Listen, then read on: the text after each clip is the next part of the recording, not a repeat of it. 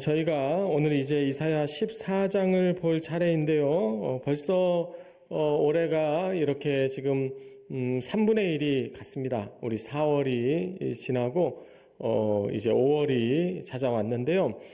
저희가 올해를 시작하면서 이사야 1장에서부터 저희가 차례차례 봐왔는데 이제 14장의 차례가 되었습니다. 이 14장의 부분은 완전히 새롭다라기보다는 저희가 지난주에 살펴봤던 이사야 13장에서 직접적으로 연결되는 의미가 있기 때문에 다시 한번 지난주에 말씀드렸던 오늘 본문의 배경을 다시 한번 살펴보겠습니다. 우리 화면을 보시면 이사야는 전체적으로 세 부분, 제1 이사야, 2 이사야, 3 이사야로 나뉜다고 설명을 드렸었고요. 그 중에 또 제1 이사야에 해당되는 39장까지의 내용이 다시 세 부분으로 나뉘는데 이사야 12장까지가 그 중에 첫 번째 부분이고 중간에 해당되는 두 번째 부분이 이사야 13장부터 23장까지인데 바로 그러한 부분은 열방에 대한 하나님의 심판을 예언하는 것으로 각 지명들, 국가들, 민족들의 차이만 있을 뿐이지 전체적인 맥락은 하나님의 심판을 두려워해야 하고 그들이 회개하고 돌이킬 것을 명령하고 계시는 것입니다. 그래서 이러한 내용의 첫 시작이 바로 바벨론이라고 하는 나라가 가장 먼저 입장하고 있습니다. 우리 올림픽이나 이런 여러 국가대항전에서 이렇게 순서를 해서 올림픽에는 그리스가 가장 먼저 입장하는 것 같더라고요. 가장 대표적인 나라니까요. 그런데 하나님의 심판의 가장 대표적인 국가는 바벨론이라는 나라였습니다. 이 바벨론이라는 나라는 한 국가만을 이야기하는 것이 아니고 지난주에도 말씀드린 것처럼 창세기 11장에 나오는 바벨탑이라고 하는 지명을 우리가 함께 생각해 볼 필요가 있습니다. 우리 다음 페이지 주십시오. 그래서 창세기 11장에서 그들이 언어가 뒤섞여서 혼잡해졌다라는 의미로 이 혼잡 또는 혼돈을 의미하는 이 바벨이라고 하는 국명 또는 지명은 지금의 세상을 뜻할 수 있다는 것이죠. 오늘날의 세상, 그 나라가 미국이든 중국이든 대한민국이든 그 나라의 국명은 다를 수 있지만 얼마나 이 세상이 다 혼잡합니까? 얼마나 혼돈합니까? 그래서 현대의 세계를 다 바벨이라고 부를 수 있을 것인데 그래서 하나님께서 이 바벨론의 심판, 바벨론의 멸망에 대해서 이야기하시는 것은 이 오만한 인간의 문명, 마치 창세기 11장에서 그들이 하나님께 도전하기 위해서 높은 바벨탑을 쌓았던 것처럼 지금의 시대에도 우리 인류가 하나님께 도전하기 위해서 얼마나 많은 그들이 과학이라는 바벨탑, 경제라는 돈이라는 인간의 지식을 앞세우는 그 수많은 인본주의라는 바벨탑을 쌓아 올리면서 결국 하나님께 도전하고 있기 때문에 결국 이 바벨이라고 하는 개념은 지금의 시대 그리고 이 마지막 때를 지칭하는 아주 중요한 그런 지칭이라고 할 것입니다. 그래서 하나님께서 이 바벨에 대해서 멸망을 선포하고 계시는 것은 지금 이 시대에 대한 경고를 하고 계시는 것이고 이 마지막 시대를 살아가는 저와 여러분이 이 경고를 오늘 주의하여 듣고 또 하나님의 뜻을 깨달아 우리가 주님께 더 가까이 바짝 붙으시기를 주님 은혜를 우리가 더 깊이 경험하기를 이 시간 사모하며 축원합니다. 아멘. 오늘 말씀의 시작 1절 말씀을 우리 함께 보겠습니다. 우리 화면 주시고 같이 읽겠습니다. 읽습니다. 여호와께서 야곱을 긍휼히 여기시며 이스라엘을 다시 택하여 그들의 땅에 두시리니 나그네 된 자가 야곱 족속과 연합하여 그들에게 예속될 것이며 아멘. 오늘 말씀을 시작하면서 저희가 주목해서 보고자 하는 단어는 이 다시라고 하는 단어입니다. 하나님께서 이스라엘을 다시 택하셔야 했던 이유는 이미 하나님께서 처음부터 아브라함의 때부터 하나님께서 그들을 택하셨지만 이스라엘의 죄악 때문에 이스라엘이 하나님의 택하심에서 벗어나게 됐습니다. 그러니까 하나님께서는 다시 택하셔야 했던 것이죠. 결국 우리도 하나님의 은혜 가운데 있을 때는 하나님의 자녀이다가 죄를 지으면 하나님과의 관계가 멀어지게 되는 것이죠. 하나님은 죄와 함께 하시지 않기 때문에 하나님은 죄를 기뻐하시지 않기 때문에 우리의 인생 가운데, 우리의 삶 가운데, 또 이 나라와 민족 가운데 죄악이 그대로 거하면 하나님과의 거리가 자연스럽다고 말씀드리기는 너무 죄송하지만 어쩔 수 없이 이 거리가 멀어질 수밖에 없는 것이죠. 여러분 어떠십니까? 예수 그리스도를 마음에 초청하시면서 죄 저지를 수 있습니까? 여러분 죄를 저질 때 한번 기도하면서, 통성 기도하면서 죄 저질러 보십시오. 그게 가능하겠습니까? 이거 함께 공존할 수가 없는 것이죠. 죄와 우리 하나님은, 빛과 어둠은 공존할 수 없는 것입니다. 이것은 이분법적으로 둘 중 하나밖에 있을 수밖에 없는데, 그래서 죄가 거하면 성령께서, 하나님께서 거하실 수 없기 때문에 결국 죄에 있는 백성은 하나님께서 택하시지 않습니다. 그들이 비록 택함을 받았어도 그 순간에는 다시 하나님과 멀어졌기 때문에 그것을 갱생하는 과정이 필요한 것이죠. 그래서 하나님께서 이스라엘을 오늘 뭐라고 말씀하시냐면 다시 택하신다고 말씀하십니다. 이 다시 택하시는 은혜, 그것을 저와 여러분이 늘 누려서 받아야 하는 줄 믿습니다. 우리는 다시 택함을 받아야 합니다. 왜냐하면 하나님께서 우리를 택하셨는데 우리가 그 택하심에서 벗어날 때가 너무나 많으니까요. 우리의 인생이 그렇습니다. 우리가 그 순간순간에 하나님께 집중하지 못하는 상황들이 생기기 때문에 우리는 다시 그 집중력을, 그 포커스를 하나님께 두기 위해서 우리는 이 예배가 반드시 필요합니다. 그래서 예배는 우리의 인생의 중심에 있는 것이고, 이 한 주의 시작을 여러분 예배로 시작한다는, 그래서 우리가 올바른 인생의 방향 설정을 다시 한번 하고 우리가 하나님께 다시 택함을 받고 우리의 인생을 다시 시작할 수 있다는 것이, 그래서 여기는 이 교회당은, 이 예배의 순간은 여러분의 인생의 새로운 출발점입니다. 우리는 항상 새 출발을 하게 되는데 우리는 다시 하나님께 택함을 받게 되는데요. 그 다시 택함을 받는 은혜를 저 여러분이 이 예배 시간에 오늘도 우리가 회개 기도를 드리고 또 주님을 다시 우리 마음 가운데 모시고 다시 성찬에 참여함으로 저 여러분이 이 다시 택함의 은혜를 받게 되는 줄 믿습니다. 그래서 이스라엘 백성들도 하나님께서 은혜를, 긍휼을 베풀어 주셔서 다시 택함을 받게 되었는데요. 2절 말씀 제가 읽겠습니다. 민족들이 그들을 데리고 그들의 본토에 돌아오리니 이스라엘 족속이 여호와의 땅에서 그들을 얻어 노예로 삼겠고 전에 자기를 사로잡던 자들을 사로잡고 자기를 압제하는 자들을 주관하리라. 아멘.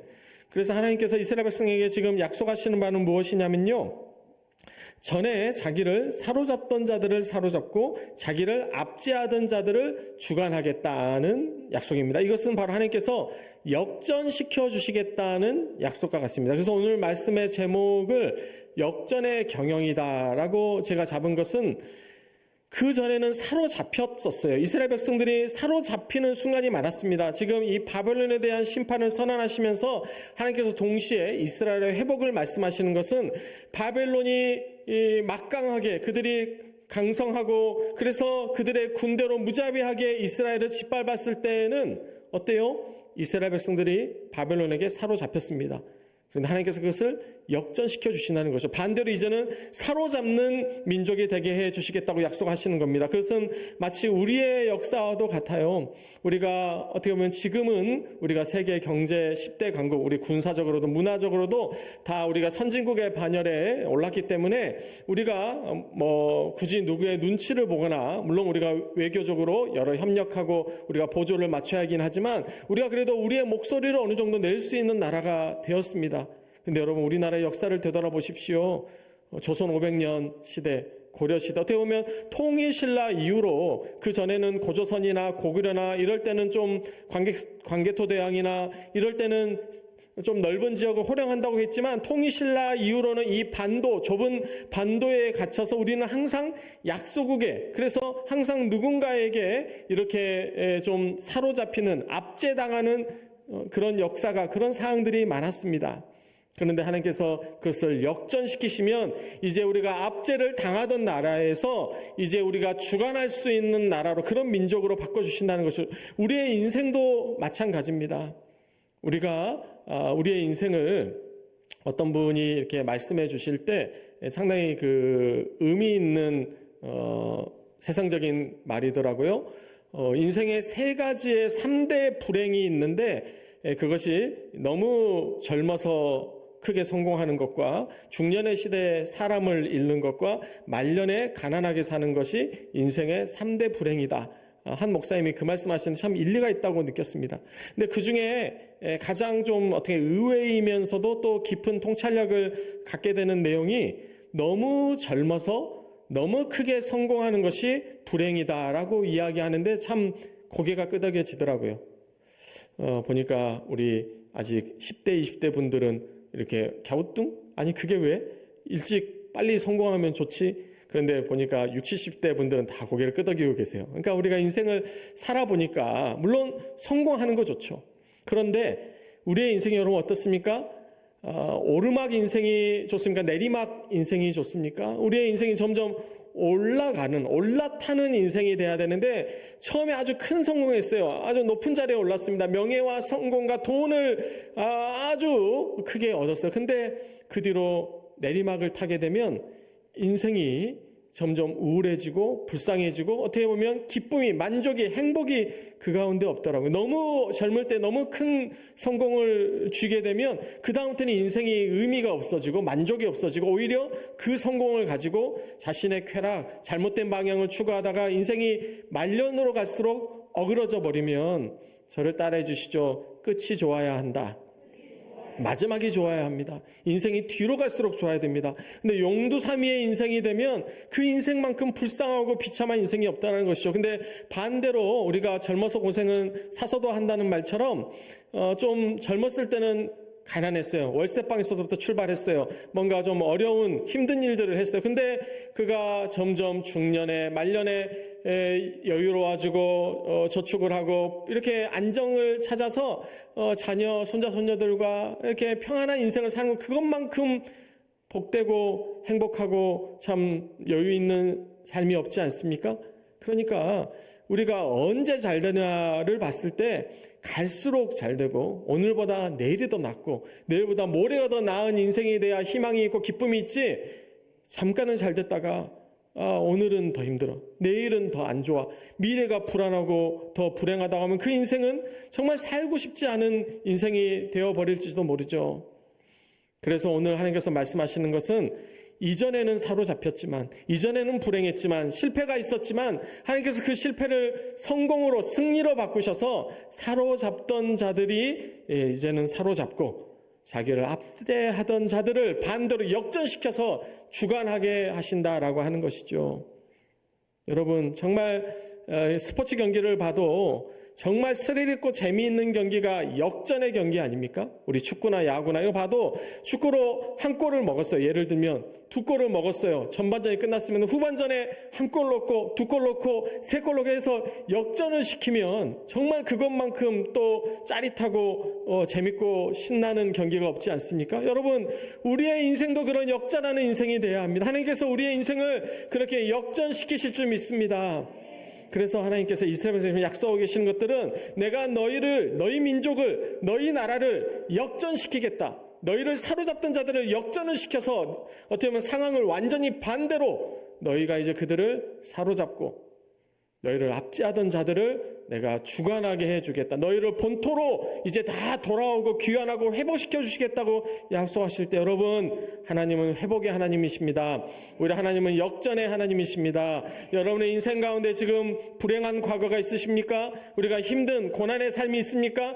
우리가 그런 부분을 역전시킬 수 있기 때문에 우리 하나님을 우리가 끝까지 신뢰하고 기도하며 믿음으로 나아가게 되는 줄 믿습니다. 그래서 오늘 그렇게 역전시키시는 하나님의 의미를, 사실 중요한 부분을 지금 앞에서 다 말씀을 드렸고 그걸 조금 풀어가면서 중요한 부분은 제가 좀 빠르게 스피디하게 오늘 시간을 제가 시간 내에서, 오늘 본문이 좀 긴데요, 사실 내용은 그렇게 복잡하거나 어렵지 않습니다. 좀 낯선 표현들이 또는 이렇게 백항목이나 이런 비유들, 그 당시에 강대국에 대한 어떤 상태나 상황들을 비유하는 어떤 표현들이 반복돼 교차돼 있어서 좀 어려워 보일 뿐이지 사실 내용은 아주 단순하기 때문에 전체적인 내용을 제가 빠르게 설명하면서 지나가겠습니다. 우리 3절을 보시면 하나님께서 그래서 우리에게 안식을 주시는데 이 안식은 하나님의 은혜로서 이 세상의 어떠한 모든 속박과 고난으로부터 해방해 주시는 것을 의미합니다. 그것이 이스라엘 백성들에게는 바벨론 왕위로부터의 해방이었다면 우리도 이 시대에 여러 압제와 어떤 불의한 통치로부터 우리가 해방을 받고 안식을 받아야 된다고 하는 것이죠. 그래서 그 시대에 이러한 압제의 상징이었던 4절에 나오는 바벨론 왕에 대한 이제 하나님의 심판의 노래를 시작하시는데요. 그것이 무엇입니까? 5절 말씀처럼 악인의 몽둥이와 통치자의 귀를 꺾어버리시는 줄 믿습니다. 그래서 하나님께서는 왕 중의 왕이요 이 세상의 주관자들의 주관자가 되시는 줄 믿습니다. 그래서 주의 주 왕의 왕이신 여호와께서 이 세상의 가짜 왕들의 그 규를, 그 통치를, 그들의 권세를 하나님께서 다 꺾어버리신다고 하는 것이죠. 6절을 보시면 그 왕들은 분내어 여러 민족을 치고 노하여 열방을 억압하는 악한 통치자들이었습니다. 하나님께서 그 악한 왕들은 다 그 자리에서 내려오게 하시는데요. 그랬을 때 7절 말씀처럼 이제는 온 땅이 조용하고 평온하니 무리가 소리 높여 노래하는도다. 아멘. 하나님께서는 그런 공격적이고 불의하고 악한 통치자들을 결코 끝까지 내버려 두시지 않습니다. 그들이 잠깐은 자기의 권세를 땅에 떨치는 것처럼 보일지 모르지만 역사의 주관자 되신 하나님께서는 모든 일들을 다 사필 규정하게 하시기 때문에 결국 하나님께서는 이 세상에 그런 악한 왕들을 몰아내고 조용하고 평온한 세상을 허락해 주신다고 말씀해 주시고요. 그러한 부분은 8절에서 11절까지 좀 더 자세하게 설명되는데요. 중간의 부분들은 좀 저희가 건너뛰고 10절을 보시면 결국 그러한 상황에서 다 하나님의 심판을 받은 자들이 이와 같이 말한다고 하는 것이죠. 너도 우리같이 연약하게 되었느냐? 너도 우리같이 되었느냐? 그들이 수월에 떨어져서 하나님의 심판에 다 떨어져서 자신의 권세를 다 잃고 있어는 어때요? 인간이 다 허무합니다.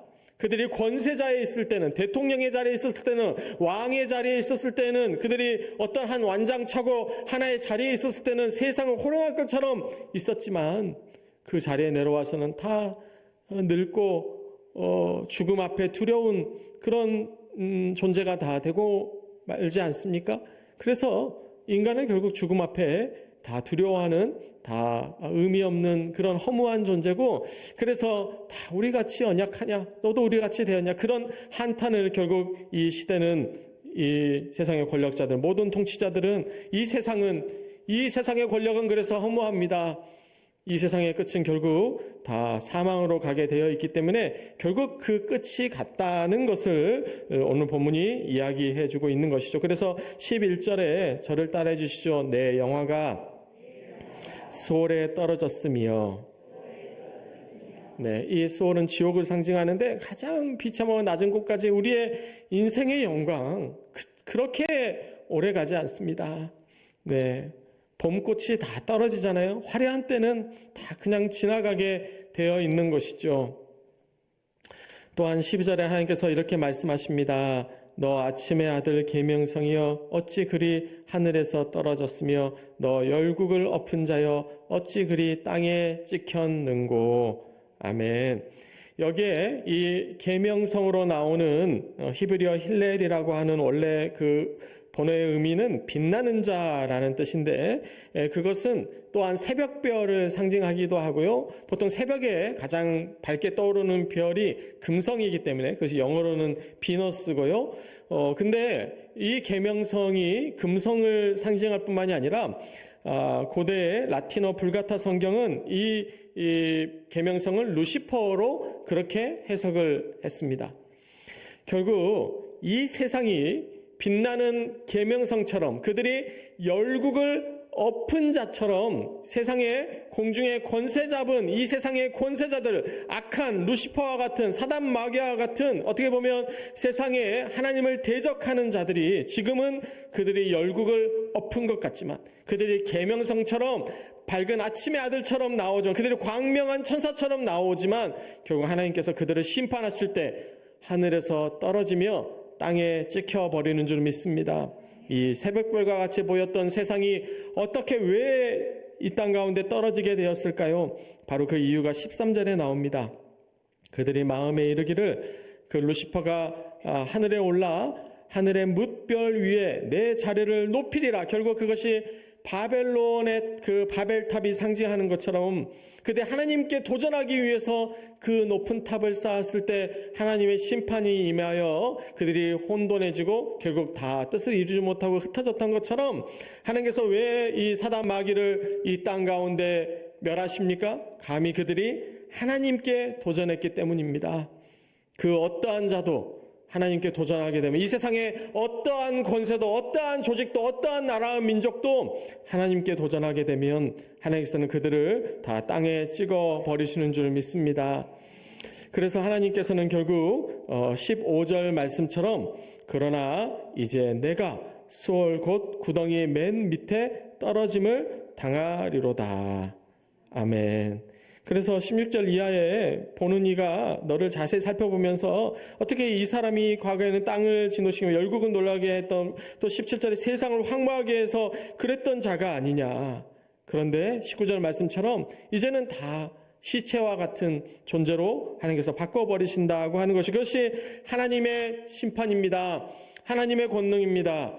하나님께서는 오래 참으시지만 그 하나님의 그 위대한 인내력도 바닥이 나고 나면 하나님의 심판이 임하시는데 때가 차면 하나님의 준엄하신 심판이 임하시면 그 심판을 피할 자가 없기 때문에 지금 잠깐은 세상을 호령하는 것처럼 그들이 착각할지 모르지만 하나님께서 심판하시는 날이 오면 그들을 다 수월 지옥의 가장 구덩이 맨 밑으로 떨어지게 하실 줄 믿습니다.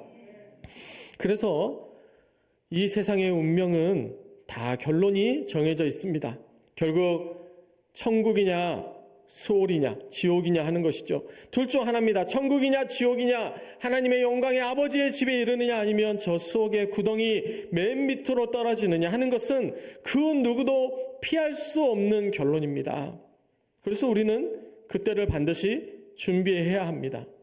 우리가 이 세상을 살아가면서도 준비를 얼마나 잘하느냐가 그 인생을 상당히 많은 부분을 결정하죠. 우리 왜 학생의 시절에 청소년의 시절이 중요하다고 이야기합니까? 성인의 때를 그때 준비하기 때문이죠. 그때 준비를 잘했던 사람들은 성인이 돼서 보람이 있습니다. 얻어가는 게 있어요. 근데 청소년 때 놀기만 하고 준비를 안 해놓으면 성인이 돼서 좀 직업도 변변찮고 죄송하지만 뭔가 자기가 선택할 수 있는 폭이 너무나 좁아지는 것이죠.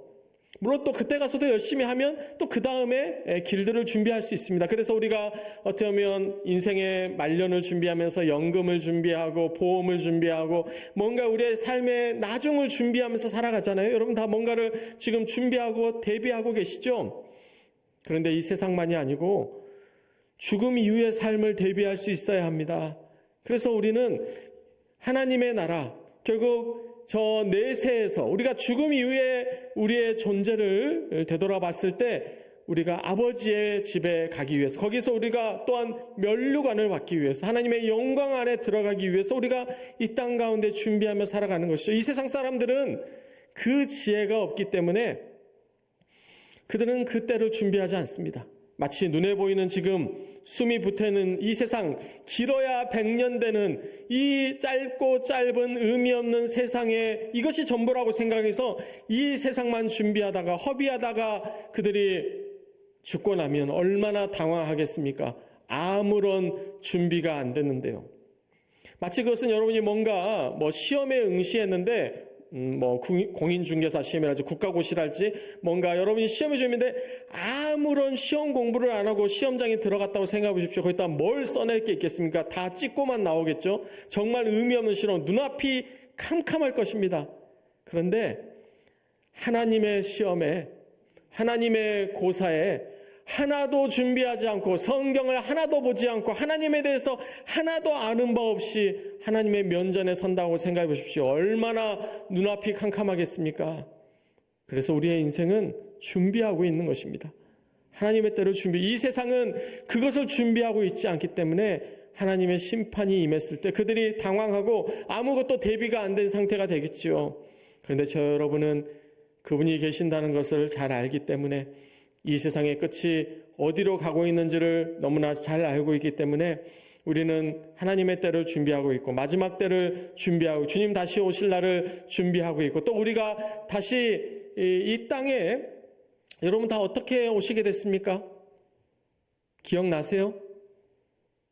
아마 어머니 뱃속에서 딱 나와가지고 산부인과 의사 어떤 표정이었는지 어떤 얼굴인지 나 기억한다 하시는 분은 거짓말쟁이일 겁니다. 여러분 다 이 세상에 어떻게 왔는지 모르시죠? 하나님께서 우리를 보내신 겁니다. 우리가 어떻게 이 세상에 왔는지도 모르면서 이 세상을 살고 있는데 더 중요한 거는 어떻게 이 세상에 왔냐나 보다 이 세상을 떠날 날이 와요. 여러분 이 세상을 어떻게 떠나게 되겠습니까? 그 순간이 오는데 어떻게 왔느냐도 모르지만 우리는 어떻게 떠나느냐는 더 잘 알아야 합니다. 우리가 이 세상을 떠날 날에 하나님께서 우리의 인생을 마지막이 가장 좋아야 합니다. 우리의 신앙도 끝이 가장 좋아요. 우리의 인생도 가장 마지막이 좋아요. 하나님의 심판대 위에 설 때 여러분 가장 행복해야 합니다.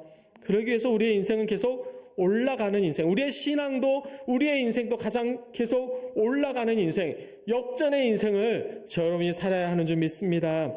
그 역전에 대해서 하나님께서 우리 24절 좀 건너뛰고 오늘 결론을 이야기하고 마무리하겠습니다. 24절 말씀 같이 보겠습니다. 읽겠습니다. 만군의 여호와께서 맹세하여 이르시되 내가 생각한 것이 반드시 되며 내가 경영한 것을 반드시 이루리라. 아멘. 여러분 하나님께서 맹세하십니다. 여러분 그 하나님의 맹세를 믿으십시오. 우리 사람의 맹세도 지켜지기가 쉽지가 않지만 하나님의 맹세는 사람의 맹세와 비교할 것이 아닙니다. 그분께서 오늘 말씀하시면서 이 본문을 저희가 보면서 이렇게 반드시라는 단어가 지금 오늘 본문에서는 좀 중간에 나오고 있는데 이것이 대한성서공회에서 왜 순서를 이렇게 잘못 번역했는지 제가 잘 모르겠어요. 원어를 보면 이 반드시에 해당되는 히브리어 임노라고 하는 단어가 만군의 여호와께서 맹세하여 이르시되 여기까지는 순서가 똑같습니다. 근데 그 다음에 히브리어는 바로 임노라고 하면서 이렇게 돼 있어요. 그래서 원어 그대로 이 성경을 직역하면 이렇습니다. 반드시 내가 생각한 것이 되며 반드시 내가 경영한 것을 이루리라. 아멘. 그래서 오늘 본문이 가장 강조하고 있는 단어가 반드시라는 것을 우리가 원어 성경을 보면 더 정확하게 알 수 있는 것이죠. 중요한 것을 먼저 말씀하시니까요. 하나님은 우리에게 반드시 이루어 주십니다. 반드시의 하나님, 그 하나님께서 저와 여러분의 인생 가운데 임마누엘 하나님으로 임재해 주시고 우리의 인생을 이끌어 주신 줄 믿습니다. 여러분 그 하나님의 맹세를 믿으십시오. 하나님께서 두 번이나 강조하고 계시잖아요. 반드시 내가 생각한 것이 되며 반드시 내가 경영한 것을 이루리라. 아멘. 그래서 하나님께서 27절에 다시 한번 그것을 우리에게 물으십니다. 만군의 여호와께서 경영하셨은즉 누가 능히 그것을 패하며 그의 손을 펴섰은즉 누가 능히 그것을 돌이키랴. 아멘. 이 질문은 우리가 답은 정해져 있습니다. 하나님, 우리가 인간은 아무도 하나님께서 경영하신 것을 우리가 돌이킬 수 없습니다. 주님께서 그 손을 펴셨으면 우리 중에 그 누구도 그 손을 오므라들게 패하게 할 수 있는 자가 없습니다. 그래서 하나님은 전능하신 하나님이십니다. 하나님께서 경영하시면 우리의 인생이 역전될 줄 믿습니다. 우리 믿는 믿음으로 이 시간 마지막 찬양 기도를 멈추지 마라. 이제 역전되리라. 우리 함께 찬양으로 올려드리겠습니다.